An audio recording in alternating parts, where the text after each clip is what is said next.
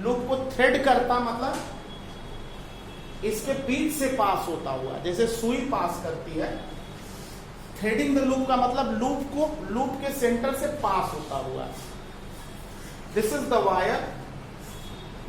Ampere's law कहता है कि थ्रेडिंग करंट अगर ये है और एम्पीरियन लूप ये है, तो लाइन इंटीग्रल अगर इसको यहां से मिला दें, एक स्मॉल एलिमेंट इस लूप का हम ले लें dl, तो एम्पियर्स लॉ कहता है कि integration of b dot dl proportional to current in the wire, line integral over this closed loop, line integral of magnetic induction due to this current carrying wire over this closed loop, integration b dot dl proportional to current। ये जो law है ये Gauss law के equivalent है, क्योंकि Gauss law में कहता है क्लोज्ड गॉसियन सरफेस के ऊपर इलेक्ट्रिक फील्ड का surface integral, area integral proportional to charge होता है। तुमने पढ़ा होगा integration E dot D S is equal to Q by epsilon naught, पढ़ा है ना। ये गॉस थ्योरम है, गॉस फ्लक्स लॉ है, गॉस लॉ है, ये एम्पियर्स लॉ है। दोनों में अंतर क्या है? बी की जगह ई था। एम्पियर्स लॉ में लाइन इंटीग्रल है और गॉस लॉ में सरफेस इंटीग्रल है या एरिया इंटीग्रल है। आप जानते हो इंटीग्रेशन अगर मैथ्स पढ़ते होगे तो 3 तरह के इंटीग्रेशन होते हैं, लाइन इंटीग्रल, सरफेस इंटीग्रल और वॉल्यूम इंटीग्रल। ठीक है, इंटीग्रेशन पढ़ाया जाएगा। फिलहाल गॉस लॉ और एम्पियर्स लॉ इक्विवेलेंट है।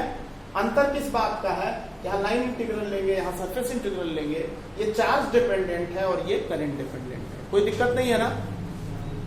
अब देखो बच्चों, इसको हम लिख सकते हैं close integration of B dot D L mu naught I. Mu naught proportionality constant है, इसको एम्पियर्स फार्मूला कहते हैं। This is called Ampere's formula. आप जैसे गॉस लॉ में लिखते थे E vector dot D S vector is equal to Q by epsilon naught, ये गॉस लॉ था। बिल्कुल इसी के सेम, इसी के इक्विवेलेंट ये एम्पियर्स लॉ है। नोट करो।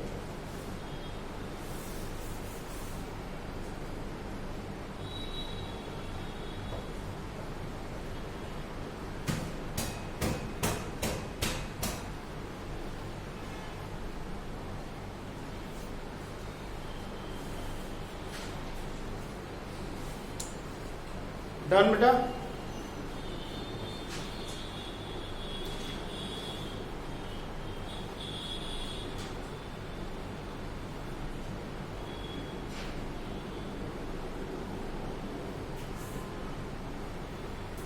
क्लियर? अब इसका स्टेटमेंट का प्रूफ क्या है? जैसे आपने फर्स्ट चैप्टर में किया था state and proof Gauss theorem, Gauss flux law, उसी तरह से state and proof ampere circuital law. Statement तो हो गया, प्रूफ इसका क्या होगा वो आप लिख लो। यहां ऊपर लिख देता हूं बच्चों। इसका प्रूफ कैसे लिखेंगे एम्पियर्स लॉ का? देखो बेटा, let a current carrying wire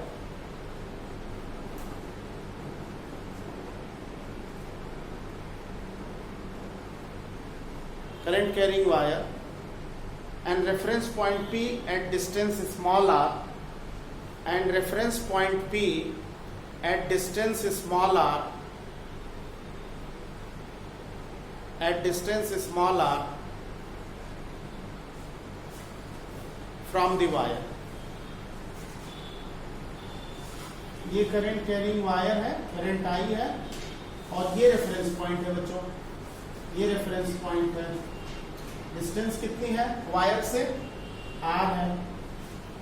एक लाइन और लिख लो, लेट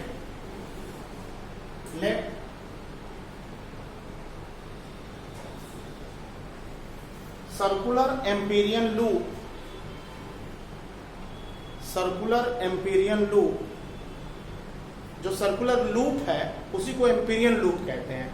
जैसे वहां गॉसियन सरफेस कहते थे, गॉस लॉ में गॉसियन सरफेस कहते थे, यहां एम्पीरियन लूप कहते हैं। Let a circular Amperian loop passing through the point P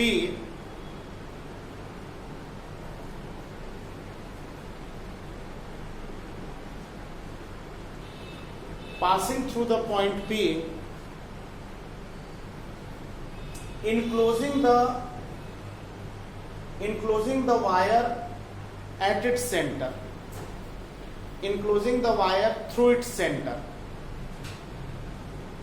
enclosing the wire through its center। देखिए बेटा, ये जो करंट कैरिंग वायर है, यहां पे पॉइंट है, यहां से एक एम्पीरियन लूप कंसीडर कर लेते हैं। यहां से पास होता हुआ एक एम्पीरियन लूप। आपको याद होगा गॉस लॉ से जो भी डेरिवेशन करते थे गॉसियन सरफेस मान के करते थे। एम्पियर्स लॉ से जो भी डेरिवेशन करेंगे एम्पीरियन लूप कंसीडर करके करेंगे। इंटीग्रेशन, वहां पे इंटीग्रेशन ओवर गॉसियन सरफेस करते थे और यहां पे इंटीग्रेशन ओवर एम्पीरियन लूप करेंगे। अगर ये एक सर्कुलर एम्पीरियन लूप है, जिस सर्कुलर जो कि पॉइंट P से पास हो रहा है, तो इस सर्कुलर एम्पीरियन लूप को ये जो करंट कैरिंग कंडक्टर है ये क्या करेगा बच्चों? थ्रेड करेगा, इसके थ्रू पास कर जाएगा। अगर ये सर्कुलर एम्पीरियन लूप है तो ये जो वायर है इसके सेंटर से पास करेगा तो इस लूप को थ्रेड करेगा। एक ध्यान से देखो बेटा, ये रेफरेंस पॉइंट है। अगर एक स्मॉल एलिमेंट हम ले लें इस लूप का, एक स्मॉल एलिमेंट ले लें, तो इस लूप का स्मॉल एलिमेंट एक स्ट्रेट वायर होगा या स्ट्रेट एलिमेंट होगा? डीएल। कोई दिक्कत? बोलिए भाई, इस सर्कुलर लूप का छोटा सा टुकड़ा लें, स्मॉल एलिमेंट लें, तो वो तो एक स्ट्रेट वायर ही होगा ना, डीएल लेंथ का। क्लियर? अब मुझे ये बताओ बच्चों कि सिंस इसके ऊपर लाइन इंटीग्रल लगाना है B dot dl over loop, इसकी वैल्यू अगर हम निकालें तो क्या मैं इसको B dl cos थीटा लिख सकता हूं? B डॉट dl को B dl cos थीटा लिख सकता हूं, क्योंकि A डॉट B का फॉर्मूला आपको AB cos थीटा होता है। तो अगर ये बी डीएल कॉस थीटा है बच्चों, तो magnetic field, current carrying wire की मैग्नेटिक फील्ड और ये जो स्मॉल लेंथ एलिमेंट है उसके बीच का एंगल थीटा है। अब यहीं पे बात समझनी पड़ेगी आपको। मुझे आप ये बताओ बच्चों कि ये जो रेफरेंस पॉइंट P है, इस पर इस वायर की जो फील्ड है वो क्रॉस है कि डॉट है? पॉइंट P पे इस करंट कैरिंग वायर की मैग्नेटिक फील्ड क्रॉस है कि डॉट है? क्रॉस है। देखो यही बताया था ना, क्रॉस फील्ड है। ये इस पॉइंट पे मैग्नेटिक फील्ड का डायरेक्शन क्रॉस है बच्चों, इनवर्ड मैग्नेटिक फील्ड है। अब देखो इसको थोड़ा सा ना रियलाइज करना पड़ेगा, तब होगा। एक पेन मुझे दो तो मैं समझा सकूं। एक पेन देना था। देखो बेटा, अगर आप इस पेन को करंट कैरिंग वायर मानते हो तो सर्कुलर लूप जो है वो इस तरह से पास होगा, इसके चारों तरफ सर्कुलर लूप जो होगा वो इस तरह से पास होगा ना? ऐसे ही होगा।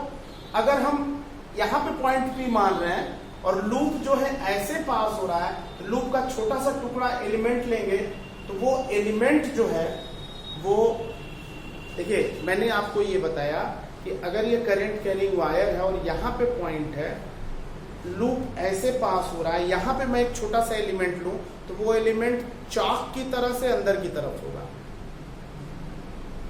भाई ऐसे अगर सर्कल जा रहा है, सर्कल का छोटा सा टुकड़ा हम लेंगे यहाँ पे इस पॉइंट पे, तो सर्कल का छोटा सा टुकड़ा इस छोटे से चौक के टुकड़े की तरह से इनवर्ड होगा, लेंथ एलिमेंट। कोई दिक्कत इसमें? अब आप मुझे ये बताओ, इस वायर की फील्ड भी इनवर्ड है और ये लेंथ एलिमेंट भी, करंट ये जो लूप एलिमेंट है ये भी इनवर्ड है, तो दोनों के बीच एंगल कितना हो गया? 0 डिग्री। बात समझ में आई ना? ये जो लेंथ एलिमेंट है और मैग्नेटिक फील्ड है उसके बीच एंगल 0 डिग्री, तो इसको क्या लिख सकते हैं बच्चों? इंटीग्रेशन BDL cos 0 लिख सकते हैं ना, BDL cos 0 लिख सकते हैं।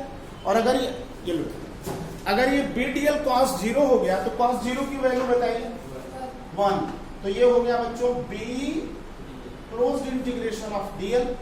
अगर रेडियस स्मॉल r है तो ये जो सर्कुलर लूप है उसकी लेंथ कितनी है? अगर ये रेडियस स्मॉल r है तो इस लूप की लेंथ कितनी है? लूप की लेंथ है 2 पाई r, यानी B multiplied by 2 pi r। कोई दिक्कत बच्चों? ये सारे स्टेप समझ में आ गए? अच्छा, अब देखो बेटा, हम इस पॉइंट पे जो मैग्नेटिक फील्ड, इसको अगर इक्वेशन 1 बना देते हैं, इसको इक्वेशन 1 बना देते हैं, क्लोज्ड B डॉट DL अगर B इंटू 2 पाई r है तो इसी के जस्ट नीचे एक लाइन लिखिए, इसी के जस्ट नीचे एक लाइन लिखो।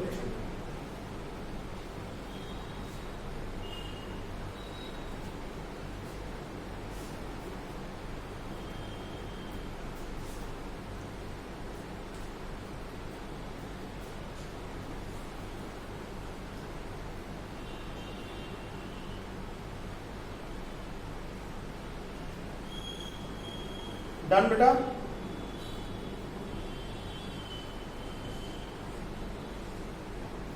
अच्छा, अब मुझे आप ये बताओ कि अगर ये करंट कैरिंग कंडक्टर है, करंट कैरिंग वायर है, तो पॉइंट P पर इस वायर की मैग्नेटिक फील्ड कितनी है? लिख लीजिए, magnetic field at point P due to current carrying infinite wire. ये वायर इनफाइनाइट वायर है, करंट कैरिंग इनफाइनाइट वायर की मैग्नेटिक फील्ड का क्या फॉर्मूला बताया था? K2I/R। तो magnetic field at this point due to this infinite current carrying wire threading the loop कितना होगा बच्चों? B होगा बेटा स्मॉल k 2I/R। और K की वैल्यू आप जानते हो μ0/4 पाई 2I/R, तो इसको हम लिख सकते हैं बेटा μ0I/2R लिख सकते हैं। अब μ0I/2 पाई r 2 पाई r लिख सकते हैं, राइट? क्लियर है ना? ये B की वैल्यू आप इक्वेशन नंबर 1 में रख दो, ये जो B की वैल्यू आई इसको आप इक्वेशन नंबर 1 में रख दो, तो इसी के नीचे लिख लो put this value of capital B in equation number 1। Put this value of capital B in equation number 1.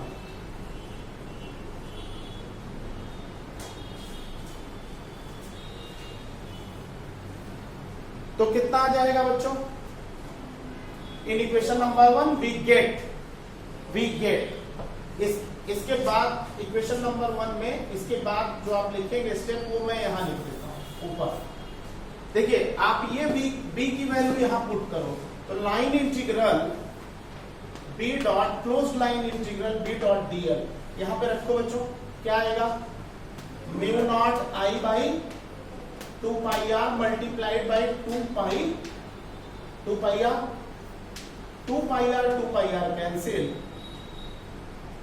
therefore line integral close line integral B dot DL is equal to μ0 I। Proof, इसी के आगे लिख दो proof. तो आपका question complete हो गया, state and proof ampere circuital law.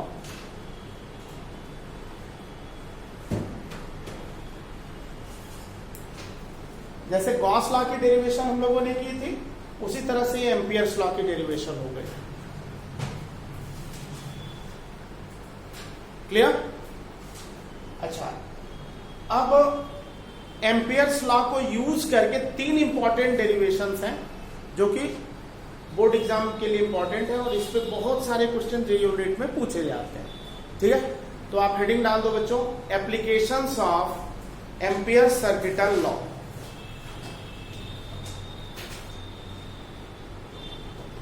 Applications of Ampere circuital law, applications of Ampere circuital law. पहला इसमें है बच्चों मैग्नेटिक इंडक्शन। फर्स्ट है magnetic induction due to current carrying cylindrical conductor. Magnetic induction due to current carrying cylindrical conductor.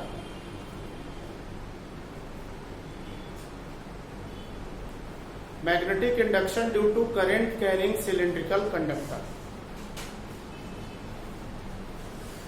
इसमें magnetic induction due to current carrying cylindrical conductor. देखो बेटा ये cylindrical conductor है, इसका रेडियस कैपिटल आर है, इसका radius capital R है, इसका रेडियस कैपिटल आर है। ठीक। Case one, case one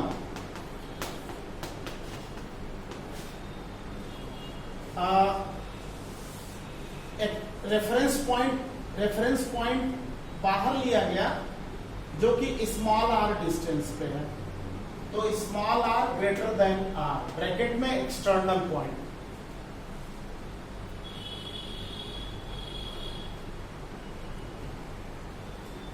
small r greater than capital are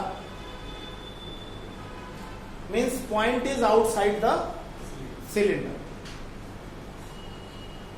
देखो बेटा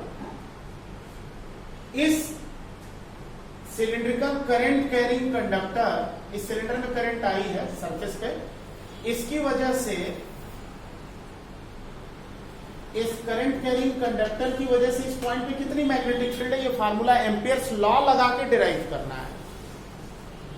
एक एम्पीरियन लूप कंसीडर किया जिस लूप को ये सिलेंडर थ्रेड कर रहा है, ठीक है, रेफरेंस पॉइंट से पास होता हुआ एक एम्पीरियन लूप कंसीडर किया जिसको ये थ्रेड कर रहा है। अब इस एम्पीरियन लूप पे एम्पियर सर्किटल लॉ लगा दे बच्चों। एक अगर स्मॉल एलिमेंट हम डीएल लेते हैं तो स्ट्रेट वायर है, तो line integral closed line integral B dot D L को हम लिख सकते हैं बच्चों closed integration B D L cos 0 degree. कोई दिक्कत? कोई दिक्कत? क्योंकि बी और डीएल के बीच एंगल कितना है? 0 डिग्री। इसको हम लिख सकते हैं बेटा B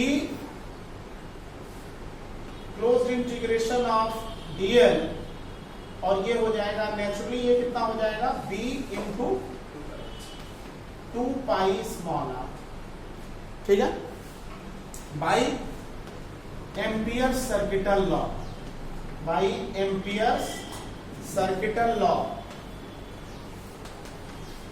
by Ampere circuital law. क्या कहता है Ampere circuital law? Line integral of B dot dl यानी line integral of magnetic induction B vector dl is equal to mu naught I. यही है ना एम्पियर्स लॉ, तो यही है, अभी डिराइव किया। ये जो वैल्यू आपने निकाली ये वाली दिस इक्वल्स टू दिस यहां रख दो बच्चों, b multiplied by 2 pi r is equal to mu naught I. तो यहां से b का क्या फॉर्मूला डिराइव हुआ? Mu naught I by 2 pi r. अभी ये फॉर्मूला आपने बायो सिवर्ट्स लॉ से डिराइव किया था, इनफाइनाइट वायर का किया था ना भाई। ये फार्मूला आपने बायो सिवर्ट्स लॉ से डिराइव किया था इनफाइनाइट वायर का। अब आपने यही फार्मूला किससे डिराइव किया? एम्पियर्स लॉ से। कोई दिक्कत बच्चों? नोट कर लीजिए इसको, ये फर्स्ट पार्ट कंप्लीट हो गया।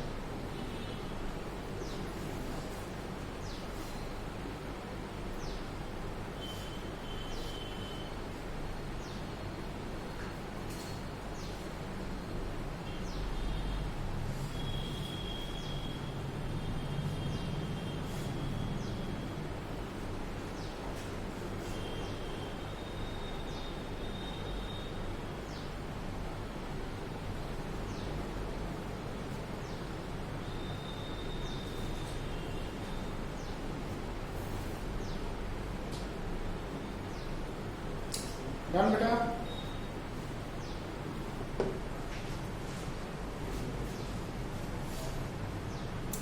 नोट कर लिया। अच्छा, केस 1 हो गया। केस 2 क्या होगा?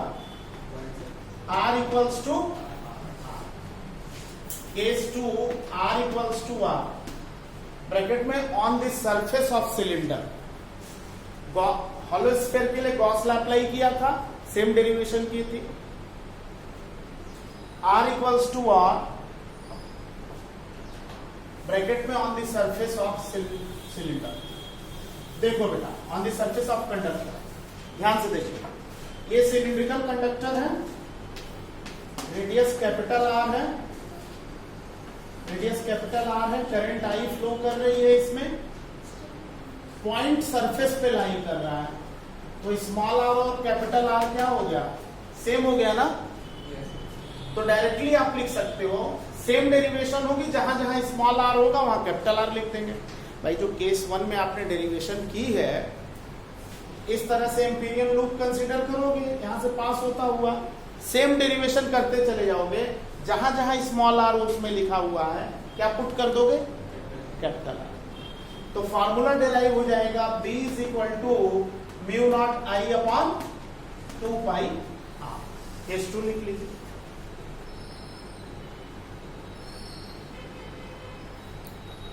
केस 2 लिख लो बच्चों।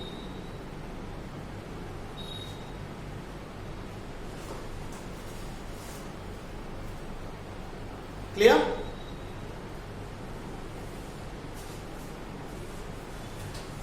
अगर आपसे अलग से पूछे कि derive the formula for magnetic induction on the surface of current carrying conductor, तो इस केस में सारे स्टेप केस 1 वाले लिखोगे, सिर्फ स्मॉल r की जगह बस। क्लियर? और अगर 5 नंबर में आता है तो सिर्फ इतना लिख के छोड़ दोगे, क्योंकि दो केस तो ऑलरेडी बड़े बड़े हो गए ना, केस 1 और केस 3 तो बड़े बड़े हो गए। 5 मार्क्स में आप इस तरह कर दोगे। केस 1 और केस 2 समझ में आ गया बच्चों? केस 3 क्या होगा बताइए? इंटरनल पॉइंट है ना। केस 3 होगा इंटरनल पॉइंट, तो केस 3 लिखिए internal point, R less than R। Case 3 होगा इंटरनल पॉइंट, इंटरनल पॉइंट। देखो बेटा,